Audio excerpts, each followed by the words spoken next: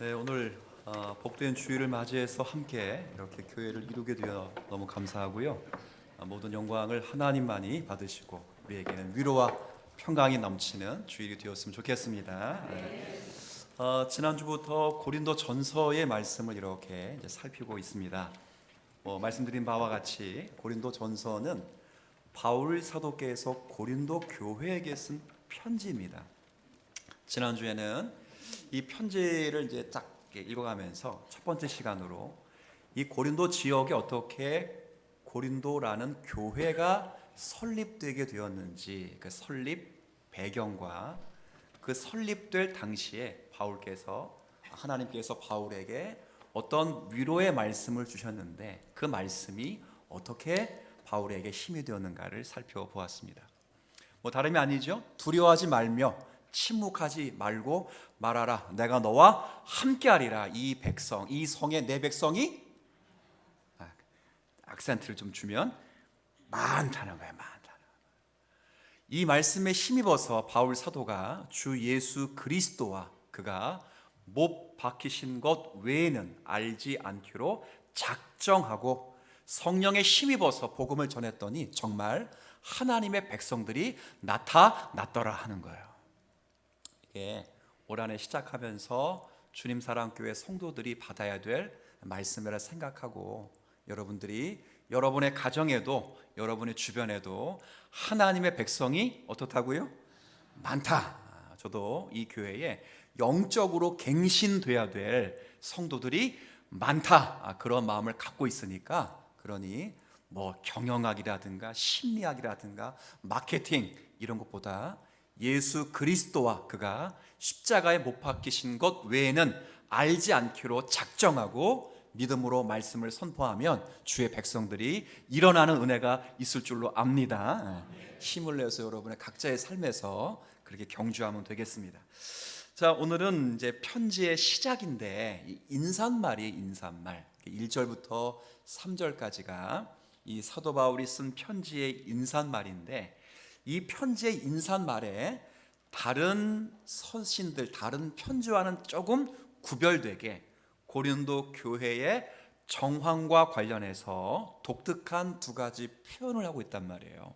이 표현이 뭐냐면 하나가 하나님의 교회라는 표현이고 두 번째는 이 하나님의 교회를 정의할 때 썼던 표현인데 성도라는 표현이에요. 그래서 이것이 고린도 교회를 향하여 이 두 표현을 썼다는 것이 어떤 의미가 있는지를 이번 주는 하나님의 교회라는 표현으로 알아보고 다음 주는 성도라는 표현으로 이제 알아보면서 하나님의 뜻을 저희들이 좀 생각하려고 합니다. 자, 오늘은 이제 하나님의 교회라는 이야기를 좀 할 거예요. 자, 우리가 2절 읽었는데 2절 앞부분에 보면 자, 고린도에 있는 무슨 교회?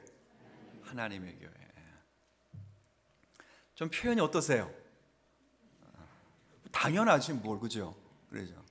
근데 이렇게 되죠. 고린도에 있으면 무슨 교회라 불러요? 고린도 교회라고 불러야 되잖아요. 그렇잖아요. 근데 고린도에 있는데 무슨 교회? 근데 이제 이렇게 붙여버리면 조금 걱정이 돼요. 옆에 무슨 교회가 있으니까. 이게 제가 제목 달면서 혹시 이렇게 오해하시는 분이 없겠구나. 제가 늘 교리강론 오후 예배 때 할 때 저는 교회에서 진짜 복음주의권 개혁파 교회에서도 자신 있게 신천신지라는 말을 잘 써야 된다, 많이 써야 된다 이렇게 이야기하는 사람이에요. 그걸 줄이면 뭐라고 써야 돼요? 신천지라는 말을 왜 안 쓰냐? 왜 안 쓰냐? 신천지가 뭐예요? 새 하늘과 새 땅. 어디에 있어요? 성경에 있잖아요. 예수님 재림하시면 예수님을 통해서 새 하늘과 새 땅이 이루어지는데 당연히 써야 되는데 누가 먼저 쓰고 있기 때문에 약간 이상한 애들이 쓰고 있기 때문에 안 쓴단 말이에요. 그러니까 마치 그런 진리가, 그런 복음의 교리가 마치 그들만의 전유물처럼 생각한다니까요. 절대 그러면 안 돼요. 우리도 주님 재림하시면 신천지에서 왜 저를 이렇게 째려보십니까? 신천지에서 예수 그리스도와 영원토록 왕노를 하실 줄로 믿습니다. 그들이 말하는 신천지와 달라요. 근데 성경을 잘 읽어보면 하나님의 교회도 마찬가지예요. 그 이름 참 못되게 줬어. 그게 하나님의 교회인가 여기가? 장길자의 교회지? 아니면 안산홍의 교회든 다. 이게 말도 안 되는 이게 참 이러는데 하여튼 오늘 제목이 좀 특별해요. 하나님의 교회인데 제가 쓴 건 아니고 여기 표현된 표현입니다. 자, 그런데 어디에 있는 하나님의 교회라고요? 고린도에 있는 하나님의 교회예요. 무슨 말이냐면 지난주 설교에 말씀드렸듯이 사실 고린도 교회는 자, 문제가 많다 아니면 적다? 되게 많아요. 문제가 많을 뿐만 아니라 사도 바울의 사도권을 의심하고 대적하고 그렇게 많이 이렇게 뭐라고 할까요? 사악한 모습으로 이 바울을 대적하는 교회가 또 어떤 교회냐면 고린도 교회예요. 참 희한하잖아요. 교회 가운데 문제가 하나만 있어도 골치 아프거든요. 근데 고린도 교회는 제가 어림잡아 10가지 정도의 문제가 있어요. 성도들끼리 싸우는 거예요. 성도들끼리. 물어보면 고린도 교회 문제가 많겠어요? 우리 교회가 문제가 많겠어요? 왜 자신 있게 말을 못해? 아니 제가 설교할 때 내려와 이 자식아 하고 하는 사람 아무도 없잖아요. 지금 봐봐요. 근데 고린도 교회는 그런 교회라니까 지금. 막 네 파가 나눠서 네 파가 바울파, 아볼로파, 베드로파. 난 이 파, 저 파 싫다 그래가지고 쪽파 구성한 게 그리스도파야. 이름은 얼마나 좋아 그리스도파. 근데 이 그리스도파가 진짜 그리스도를 위하는 파가 아니라 이놈도 싫고 저놈도 싫고 얘도 싫어서 만든 게 떨거지파야. 그게 그리스도파야. 그러니까 서로 싸우는 거야. 서로. 분당 문제, 5장의 음행 문제는 세상에도 없는 음행이 있어요. 6장에 서로 싸우다 보니까 법적인 소송을 하는데 그렇게 세상 법정에 호소하고 세상에 아주 추한 짓들 6장에 등장하고 7장에는 막 결혼 문제, 8장에는 우상 제물을 먹는 문제와 그리스도의 자유 문제, 11장에는 은사의 남용 문제 시작해서 부활의 문제에 대한 또 16장에는 그냥 선교에 관한 연보 구제에 대한 문제가 각종 문제가 종합 세트로 딱 있어요. 자, 그러면 고린도에 있는 사탄의 교회 이렇게 말해야 되잖아요. 그 정도 되면 고린도에 있는 하나님의 교회가 될 뻔한 교회 이렇게 말해야 되잖아요. 근데 고린도에 있는 무슨 교회? 성도 여러분, 교회를 여러분의 시각으로 보지 마시고 하나님의 시각으로 보실 수 있기를 축원합니다. 문제가 많은 교회인데 그 교회를 향하여 무슨 교회라 불러요? 하나님의 교회로 부르는 거예요. 간혹 교회 가운데 이런 분들이 계세요. 이런 분들은 세상에서 이야기하는 것들을 차용하고 그것이 마땅히 성경에서 말하는 진리라고 착각하기 때문에 말하는 분들이 있어요. 뭐라고 생각하냐면 교회 안에는 문제가 있으면 안 된다. 그리고 문제가 많으면 그건 교회도 아니다. 이렇게 생각하는 분이 있어요. 그렇지 않다는 거예요. 교회 안에는 문제가 있어요. 조금 더 정직히 말하면 정상적인 교회라면 문제가 다 있어요. 안 보이는데요 라는 분은 은혜죠. 보이는데도 다 이렇게 할렐루야 하고 다 감추는 분들 계시 은혜줘요. 그렇죠? 안 보이는 경우는 아직 이렇게 깊숙이 들어오지 못한 분일 수도 있죠. 정상적인 교회면 문제가 다 보여요. 왜냐하면 교회로 부름받은 사람들이 천사가 아니기 때문에 그래요. 그러니까 우리가 교회에 문제가 있다고 해서 교회가 아니라고 말하는 건 성경적인 정의가 아니라는 걸 바울이 말해주는 거예요. 너희들이 지금 당대에, 지금 고린도 교회는 당대에 다른 교회보다 어마무시한 문제들이 많아요. 심지어는 다른 교회는 바울을 사랑한다고요. 어떤 교회는 바울을 위해서 눈이라도 빼어줄 수 있는 성도들과 교회들이 있고, 바울을 향하여 물심양면 헌금을 하고 구제금을 내는 분들도 있어요. 바울을 대신하여 옥에 갇히고 싶은 성도들도 많고, 근데 고린도 교회 성도는 바울을 죽여버리자는 사람이니까요. 바울은 사도가 아니라고 말하는 사람들에 의해서 장악된 그런 교회임에도 불구하고 그 교회는 누구의 교회라고? 하나님의 교회. 하나님의 교회예요. 신학자들은 이 지구상에 있는 지상의 교회를 이야기할 때 이 많은 문제를 경험하고 그 문제 속에서 죄와 세상의 가치와 싸우는 교회라 그래서 한번 따라해 주세요. 전투하는 교회. 전투하는 교회라 그랬어요. 승리한 교회는 하늘에 있고, 그렇죠? 전투하는 교회는 땅에 있어요. 승리한 교회를 보편 교회라 그러고, 이 보편 승리 교회가 지상에서 구현될 때를 지금 고린도에 있는 교회처럼 특수성을 가진 교회라고 말하는 거예요. 그러니까 이 지상의 교회는 싸울 수밖에 없다는 거죠. 문제는 싸우는 것 자체가 문제가 아니라 그 싸움을 할 때 그 문제를 잘 해석하고 극복해서 거룩한 공동체와 아름다운 모습으로 세워갈 수 있는 성경적인 시각이 있는가, 그런 믿음을 받아들일 준비가 되어 있는가, 그리고 하나님께 영광을 드러내고 하나님 앞에 쓰임받을 수 있는 도구가 되느냐, 그게 훨씬 중요한 거예요. 자, 여러분, 제 이야기가 아니고 지금 누구 이야기하는 거예요 지금? 누구 얘기 아니라 어디 이야기하는 거예요 지금? 성경 이야기 하고 있어요. 성경 이야기.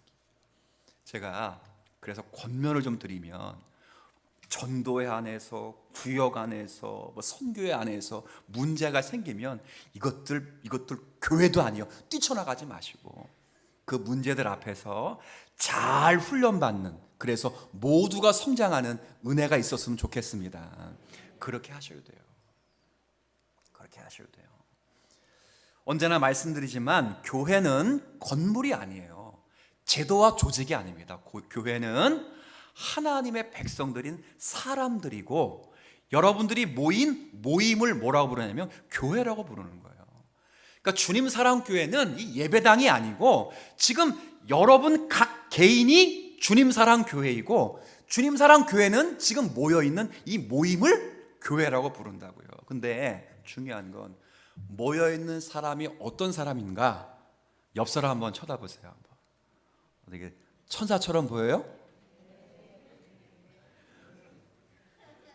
뭘 또 천사처럼 보여요? 거짓말들. 천사처럼 보이는 건 보이는 것뿐이에요. 사실은 여러분 믿음이 좋아서 보이는 거고, 뭘 천사야, 천사는.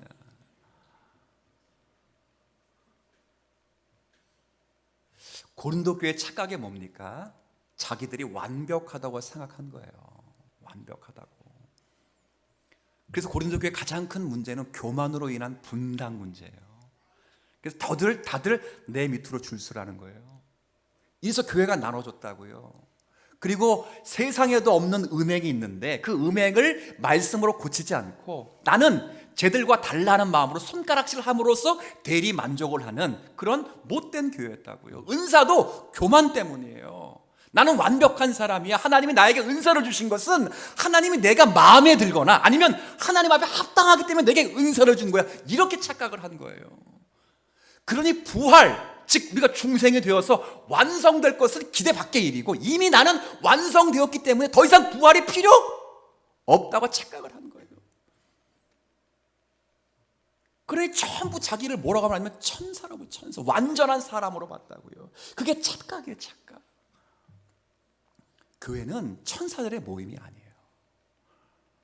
교회는 죄송하지만 연약하고 부족하고 죄인들이 모여 있는 곳이 어디예요? 교회예요. 교회라고요. 그래서 오히려 성경의 원리로 보면 교회는 지어져 가는 곳이에요. 지어져 가는 곳이에요. 성령 안에서, 그렇죠? 하나님이 거하실 처소, 집이 되기 위하여 예수와 함께 지어져 가는 곳이다. 이게 교회예요. 교회. 지어져 가는 곳이에요. 노골적으로 말하면 훈련소예요. 연습하는 장소라고요. 저를 가르쳤던 스승님은 교회를 향하여 학교라 그래요. 학교. 학원이 아니라 학교라고 불렀어요. 그러니까 인품과 인격을 포함해서 실력을 겸비하여 삶의 자세에서 바르게 살도록 만드는 학교래요. 학교. 그래가지고 입학은 있으나 졸업식이 없는 거야. 해마다 졸업식 하잖아요. 근데 교회는 학교와 훈련소이기 때문에 입학은 해요. 오늘 여러분 다 입학하신 지 우리 집사님 몇 년 되셨어요? 한 수십 년 된 것 같은데 졸업 언제 하실 거예요?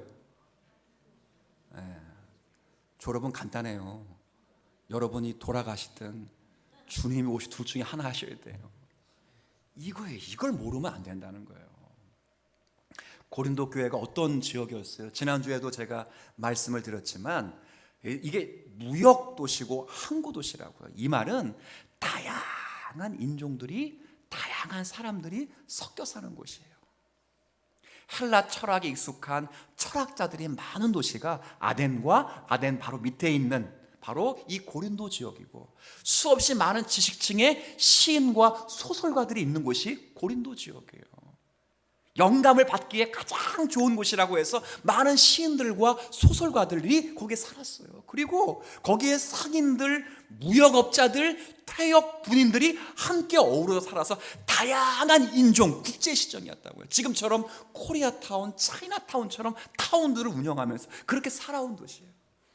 사회적으로, 문화적으로 다문화였기 때문에 다양한 인종들로 인하여 많은 종교가 있었고, 그로부터 수없이 많은 우상숭배가 자행됐던 곳이어서 성적으로도 엄청 음란하고 타락한 도시였다고요. 그런 도시를 향하여 당대 사람들은 방탕하고 음흉한 사람이 있으면, 지난주에 말했죠, 너는 꼭 누구 같다? 코린도 같다. 고린도 사람 같다라고 비하할 정도였다고요. 근데 그 교회, 그 지역에 하나님의 교회가 세워졌어요. 사람을 외모로 판단하고 음란하며 철학과 수사학을 지식의 척도로 삼고 부유해서 쾌락을 즐기고 자신을 자랑하고 우상을 숭배했던 그 고린도라는 도시에 살아가는 사람들에게 어느 날 하나님이 찾아와서 예수 그리스도 안에서 그들을 거듭나게 하셨다고요. 그래서 그들이 예수 그리스도 안에서 정신으로 살아갈 수 있는 은혜를 주신 거죠. 그들이 이전까지만 해도 세상과 똑같은 가치와 정신을 가지고 그냥 살아왔어요. 근데 예수님의 은혜를 받고 구원받고 나니까 예수님이 누구신지를 딱 알았다고요. 이거 알고 보니까 이전에 내가 살아왔던 삶의 방식이 진짜 잘못되었다는 것도 알게 됐어요. 그래서 이제 예수님의 은혜 가운데 다시 한번 살아갈 수 있는 교회가 되었다. 그래서 고린도 음란한 곳에 있지만 누구의 교회라고요? 하나님의 교회라.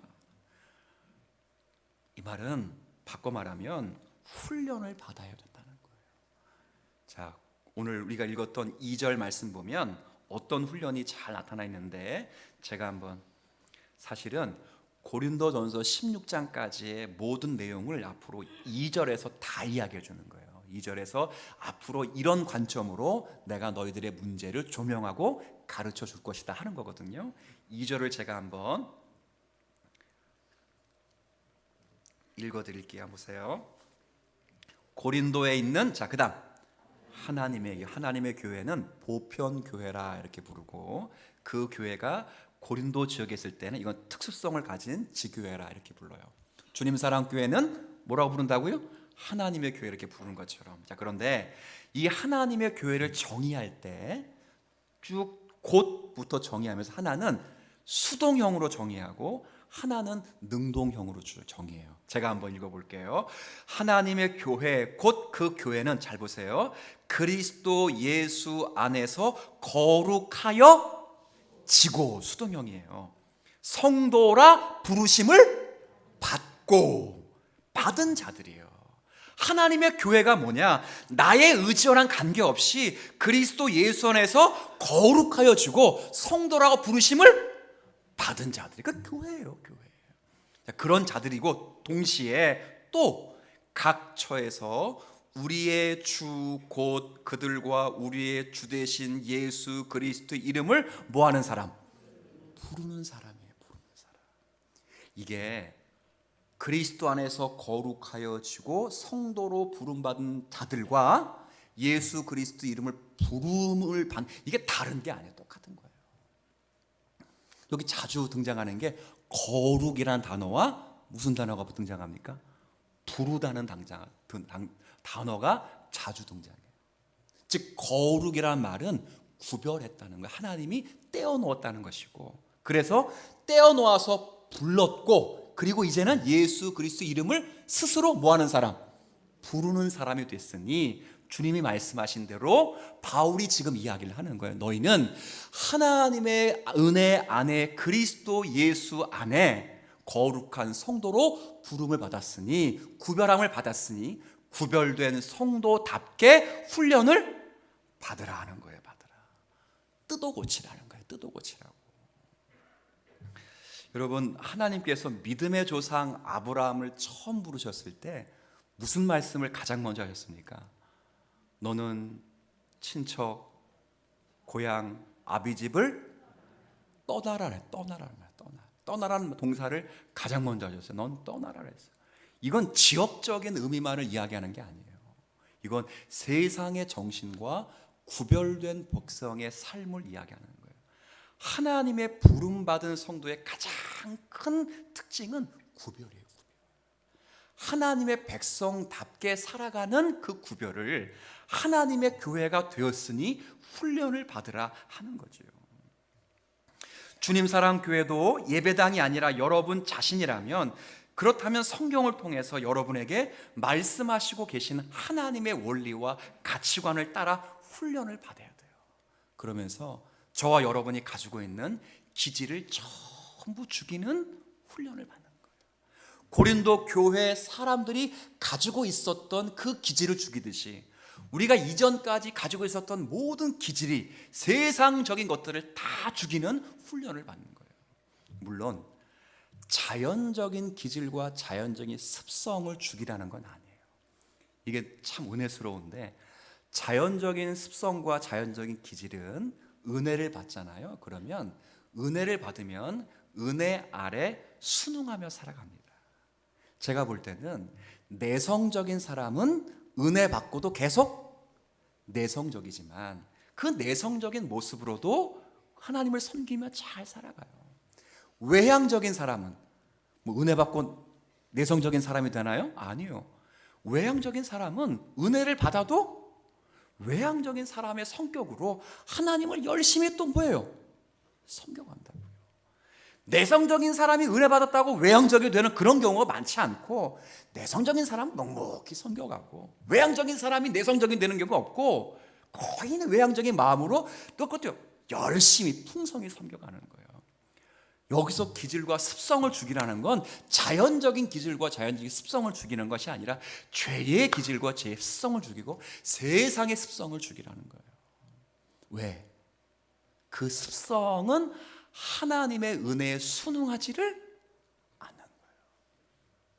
제가 한번 금요기도회 때 죄 죽이기 설교하면서 그런 말씀했어요.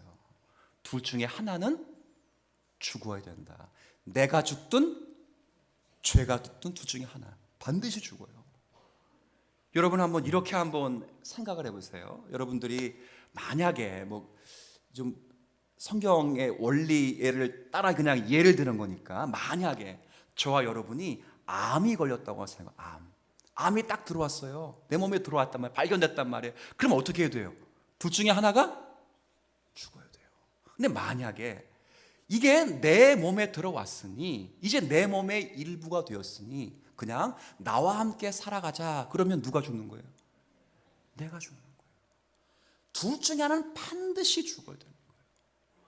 고린도 교회의 성도의 문제가 뭐냐면, 세상에 지금까지 살아왔던 20년, 30년, 수십 년 살아왔던 그 삶의 방식이 너무도 익숙한 거예요. 자연적인 기질이라고 생각을 하고 그대로 교회 속에서 살아올 때 그걸 죽여버리는 거예요. 굉장히 힘든 싸움이죠. 성경의 예를 한번 들어보겠습니다. 성경은 자연적인 기질과 자연적인 습성은 죽이지 않지만 죄에 대해서 죽이는 바울의 이야기가 나옵니다. 여러분, 바울 잘 아시겠지만 바울은 이제 아마도 나중에 천국 가면 확인하실 수 있겠지만 태생적으로 제가 볼 때는 약간 내성적인 분이었던 것 같아요. 예민하고 심도 있고 아주 무게감이 있으면서, 그리고 무엇 하나를 연구할 때 아주 깊게 연구하는 사람이었을 걸 분명해요. 물론 율법에 심취해서 그의 성격이 그렇게 발전적인 것이 될 수도 있겠다 생각은 들지만, 그래도 그 전부터 그런 사람이었다. 근데 그가 예수를 만나고 그 기질을 버렸습니까? 아니에요. 심도 있고 중심 있고 아주 그냥 열심히 뭐 하나를 파는 걸 그대로 예수 믿고도 팠기 때문에 예수님에 대한 놀라운 은혜를 우리에게 깨우쳐 준 거예요. 원래는 그 기질 때문에 예수님을 못 믿었죠. 성경을 열심히 파다 보니까 신명기 21장에 어떤 말씀이 있습니까? 나무에 달려 죽은 자마다 하나님 앞에 뭘 받은 거라고요? 저주를 받은. 근데 일반 크리스찬들이 지금 예수를 믿고 있을 때 예수라는 사람이 분명히 나무에 죽었거든요. 나무에 빨리 달려 죽었거든요. 그러니 저주를 받은 사람을 어떻게 섬길 수 있냐고 믿지 못하는 거예요. 메시아가 어떻게 율법에 저촉될 수 있느냐, 어떻게 그러면서도 율법의 완성이라고 말할 수 있겠느냐라는 마음으로 믿지 못했다고요. 그런데 어느 날 다메섹 도상으로 지나가다가 예수 그리스도를 만나고 나서 그 심도 있고 열심 있는 하나를 깊이 파는 그 정신으로 예수를 만나고 나서 오히려 예수를 더 깊이 연구하고 율법을 연구하다 보니까 율법에 대해서 기가 막힌 말씀을 우리에게 전해주신 거예요. 그게 뭡니까? 갈라디아서 3장 19절에 여러분이 집에 가서 보시면 그분이 그런 표현을 안 하셨다면 우리도 헷갈렸을 거예요. 뭐라고 말하냐면 율법은 언약과 약속에 덧붙여진 것이다 라고 말했다고요. 이건 굉장히 큰 뉴스예요. 율법은 약속을 폐지하는 것이 아니고 율법이 있기 전에 이미 약속이 있었고, 이 약속 뒤에 율법을 주신 것은 이 율법이 약속을 성취하고 약속이 이루어진다는 것을 가르치기 위하여 하나님이 은혜로 우리에게 주셨다는 사실을 바울이 우리에게 말했다고요. 그리고 열심히 예수님의 은혜와 예수님의 사랑을 우리에게 가르쳐서 13권의 서신을 통해 우리가 하나님을 더 많이 알 수 있었던 거예요. 자, 그런데 버린 것이 있어요. 자연적인 기질을 버린 것이 아니라 뭘 버렸냐면 죄의 습관을 버렸다고요. 날마다 뭐 했어요? 죽는 거예요. 자기의 정욕을 십자가에 온전히 매달아 놓는 거예요. 그럴 때 자기 마음속에서 숨죽여 살아갔던 죄의 모습을 점점 죽임으로 말미암아 죄가 우리의 마음속에서는 소리를 치나 그 죄의 소리가 들리지 않도록 날마다 자신을 죽이며 살았다고요. 자연적인 기질을 죽인 게 아니라 죄의 기질을 죽인 거예요. 그때 바울이 말합니다. 죄의 기질을 죽일 때마다 내 안에 살아나신 분이 계시는데 바로 그분이 예수 그리스도시다라 말하는 거예요. 그 그리스도의 비전이 나의 뜻이 되고 그리스도의 성품이 나의 인격이 되고 그리스도의 능력이 나의 삶의 역사가 되는 것이다. 바울이 그렇게 말했어요. 자연적인 기질이 아니라 죄의 기질이라고. 아까 우리가 찬양 인도할 때 찬양 같이 부르고 나중에 마지막 이제 축복성 부를 때 부르는 곡이 뭐죠? 원하고 바라고 기도합니다. 올해부터 바꿨어요. 근데 뭘 원하고 뭘 바라고 뭘 기도합니까? 처음부터 불러야 쭉 답이 나오는데요. 그 후렴이 뭐예요? 하나님의 꿈이 나의 비전이 되고 예수님의 성품이 나의 인격이 되고 성령님의 능력이 나의 권능이 되길 나는 원하고 바라고 기도합니다. 바울이 지금 고린도 교회에 그걸 원하는 거예요. 문제가 많다고 해서 하나님이 너희를 포기하지 않는다. 이 문제 속에서 문제를 어떻게 극복하며 하나님 앞에 쓰임받는 공동체가 될 것을 바울이 이야기하고 싶어서 의도적으로 고린도에 있지만 무슨 교회라고요? 하나님의 교회라고. 훈련 받아야 된다는 거예요. 거룩한 훈련, 하나님의 백성으로 지어져 가는 훈련을 날마다 이렇게 받아야 승리할 수가 있다는 거죠. 그겁니다. 코를 뚫지 않는 소가 있다면 사실은 그 소를 이렇게 뭐라고 할까요? 이렇게 감당할 수 있는 사람은 거의 없어요. 송아지 떼야 귀엽기도 하니까 성인들이 감당하지만 그 송아지가 성체가 되면, 저도 시골에 살아봤지만 성인 2명이 달라붙어도 감당하기 어려운 거예요. 아무리 목에다 끈을 매가지고 잡아당겨도 질질 사람이 끌려가지 소가 끌려오지 않아요. 근데 뭐만 뚫으면, 코만 딱 뚫으면, 코에 고리 매달고 잡아당기면 질질 소가 끌려와요. 그렇게 죄의 습성을 죽이는 거예요. 제가 얼마 전에 어떤 글을 읽다가 기독교인들 가운데 주초 문제가 해결되지 않는 분들이 너무 많다고, 그래서 교회가 주초 문제를 아직 열어줬다는 교회 이야기를 봤어요. 참, 언니 왜 이렇게 반가운 마음으로 또 소개시켜 달라는 분은 안 계시겠죠? 제가 그거 보면서 참 교회가 참 희한한 교회구나 생각이 들었습니다. 여러분들이 중직자 분들이 되셨다면, 직분자가 되셨다면 주초 문제는 해결하셔야 돼요. 물론 저한테 이거 핀다고 지옥 갑니까? 이렇게 물어보면 그거 피고도 천국을 갑니다. 다만 일찍 갑니다. 그냥 이렇게 말할 것뿐이에요, 저는. 그렇죠? 일찍 가고 싶은 분은 많이 피시면 되겠죠. 근데 이 담배라는 것을 끊는 게 굉장히 어려워요. 펴보신 분들은 아시겠지만 처음에 필 때는 이거 왜 피나 그래요. 그렇죠? 한번 연기를 싹 빨아들이면 머리가 빙빙 돌아요. 막. 그렇잖아요. 처음에는 누구나 다 왜 피나 그런데, 근데 인이 박히면 끊기가 어려워요? 쉬워요? 어려워요. 얼마나 어려운지 몰라요. 사탕을 입에 달고 사는 거야. 과자를 입에 달고 살아요. 그래서 자신의 그 체력을 담배 끊기 위해서 헌납을 할 정도로 노력하자만 끊기가 어려워요. 죄라는 게 그런 거예요, 그런 거. 목사님 담배 그거 어떻게 하냐는데, 제가 펴봐서 아는 게 아니고, 제가 존경하는 마틴 로이드 존스 목사님이 120년, 100년 전에 이 담배 골초예요, 골초. 당시는 그것이 죄가 아니었어요, 그 당시 분위기는. 근데 담배, 그 당시는 이런 담배가 아니라 파이프 담배였을 거 아니에요. 얼마나 진했을까요? 그거를 계속 피는 사람이었다고요. 근데 담배 의사였거든요. 의사가 목회자가 돼서 나중에 담배를 끊어야 되겠다고 결심할 때가 언제냐면, 상담을 하고 말씀을 연구하는데 집중해야 될 상담 시간에, 말씀 연구 시간에 갑자기 뇌리에 스치는 게 못 땡긴다, 니코틴 땡긴다, 이 생각이 쫙 드는 거예요. 그래 하나님 말씀을 집중해서 연구할 수가 없죠. 그래 과감히 탁 끊었어요. 그때 끊을 때 그분이 뭐라 그랬냐면, 죄의 노예에서 해방될 때 이렇게 큰 자유함을 얻을 줄 몰랐다는 거예요. 근데 끊기가 어려운 거예요. 끊어내는 거예요. 고린도에 살았어요. 음란한 도시고 방탕한 도시라고요.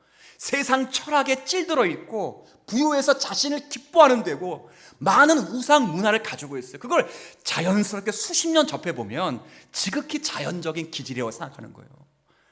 교회에 가져와도 아무런 문제가 되지 않는 것처럼 생각해요.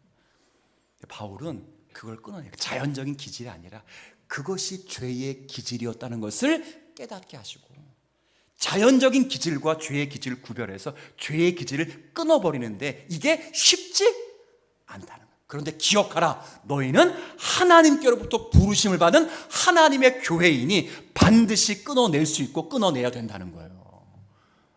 이게 우리에게 하는 하나님의 말씀이라고 저는 생각돼요. 우리도 마찬가지입니다. 여러분들, 우리가 살아가면서 때로는 이게 자연적인 기질인지 죄의 기질인지 잘 모를 때가 있어요. 그건 누가 알려주냐? 성경이 알려줘요, 성경. 그러니 여러분들이 이 자연적인 훈련을 통해서 우리 죄의 기질을 끊어내려면 반드시 말씀과 기도라는 은혜의 방편을 가지고 있어야 돼요. 하나님 말씀을 묵상하지 않고 어떻게 하나님 나라의 원리와 가치관을 우리가 깨달을 수 있으며, 하나님 말씀을 이해하지 못하고 어떻게 하나님 나라의 하나님 백성으로 빚어져 갈 수 있겠어요. 그러니 항상 말씀이라고 하는 은혜의 방편과 기도라는 은혜의 방편으로 우리 깨어있고 하나님의 기준을 아셔야 돼요. 그런 다음에 우리가 뭘 하셔야 되냐면 훈련해요. 훈련. 제가 마지막 적용만 한번 해볼게요. 어떤 적용을 할 거냐면, 여러분들이 길거리를 가다가 공사하잖아요. 공사. 그죠? 공사하면 반드시 현수막이라든가 편말을 붙여놔요. 제가 보니까 제가 이번 주 설교 준비하려고 딱 봤어요. 뭐라고 붙여놨어요?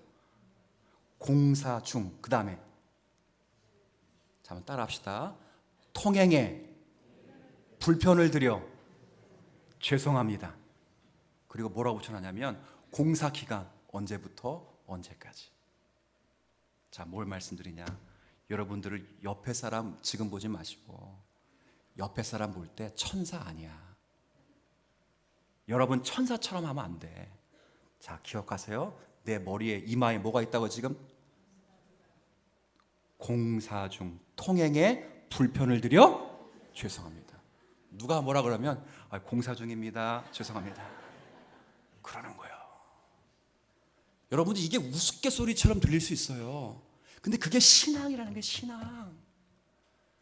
근데 무슨 착각을 하냐면 목사와 장로 권능을 가진 분들이 무슨 생각하냐면 나는 완전하기 때문에 목사가 되고, 나는 실력이 있기 때문에 중직자가 되고, 나는 능력이 있기 때문에 은사를 받고, 나는 힘이 있기 때문에 나는 파의 당수가 됐다고 생각하는 거예요.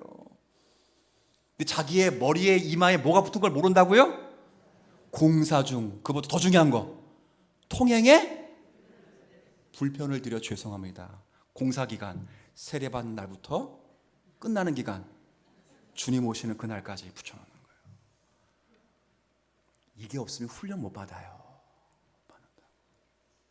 진짜예요. 고린도 교회의 문제를 여기서 지적해 주는 거예요. 너희는 하나님의 교회라. 그러니 공사 중이라는 걸 잊지 말아라는 거예요. 말씀과 기도로 공사하고 자연적인 기질을 버리는 것이 아니라 죄의 기질을 버리기 위해서 면밀하게 우리의 자신을 돌아보고, 그래서 하나님의 교회답게 성도로 구별된 성도의 삶을 살아가도록 바울이 인사말에서 하나님의 교회라는 단어를 쓴 것처럼 주님 사랑 교회도 저와 여러분이 하나님의 교회임을 믿고, 여러분 이마에 오늘부터 딱 붙이고 다니세요. 다른 사람 보이기에.